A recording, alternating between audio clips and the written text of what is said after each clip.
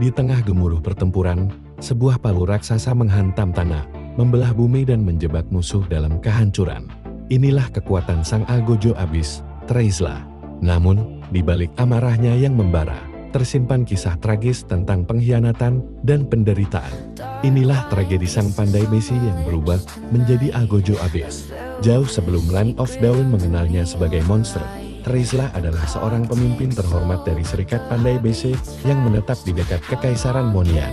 Karyanya tiada tanding, menciptakan senjata-senjata legendaris yang bahkan membuat para ksatria Kekaisaran kagum. Namun, kehebatannya justru menjadi awal dari kehancurannya. Kekaisaran Monian, dalam ketamakannya, menuntut para pandai besi untuk menyerahkan diri dan semua cetak biru senjata mereka. Treisla, dengan harga diri seorang seniman, menolak dengan tegas. Penolakan ini dibayar mahal. Kekaisaran melancarkan serangan brutal ke desanya, merampas semua karya berharganya, dan menangkap Treisla hidup-hidup.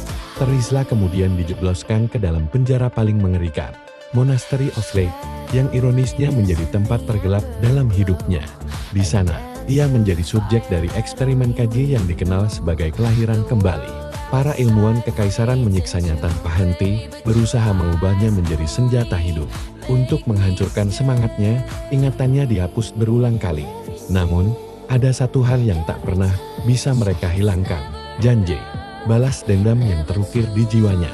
Satu-satunya pengingat masa lalunya adalah sebuah patung kecil yang pernah ia buat untuk putranya. Sebuah benda yang memberinya kekuatan sekaligus rasa sakit tak terhingga. Di tengah keputusasaan yang tak berujung, secercah harapan gelap muncul. Aleph, sang ratu abis, menyelinap ke dalam penjara, membantai para penjaga dengan mudah. Ia melihat potensi besar dalam diri. Treisla amarah yang tak terbatas dan keinginan balas dendam yang membara. Aleph menawarkan kebebasan dengan satu syarat. Treisla harus mengabdikan dirinya pada abis. Tanpa keraguan, Treisla menerima tawaran itu. Penderitaan dan amarah yang selama ini ia pendam meledak, mengubahnya menjadi sosok yang ditakuti, sang Abyssal Executioner. Dengan palu raksasa di tangannya, ia bersumpah untuk menghancurkan Kekaisaran Monian dan Gereja Cahaya yang telah merenggut segalanya. Kini, di Land of Dawn, Treisla dikenal sebagai Fighter of Runner yang mengerikan. Dengan durabilitasnya yang tinggi dan kemampuan throw control yang mematikan, ia menjadi mimpi buruk di garis depan. Skill pertamanya, Revenge Strike, membelah tanah dan memperlambat lawan. Skill keduanya, Execution Strike, menghantam musuh dalam 3 ayunan palu yang menyakitkan. Puncaknya adalah ultimate-nya, Penalty Zone, yang menarik semua musuh ke pusat arena, membuat mereka tak berdaya di hadapan palunya. Setiap ayunan senjatanya adalah gema dari penderitaannya, tercermin dalam kutipan ikoniknya yang penuh kepedihan dan amarah.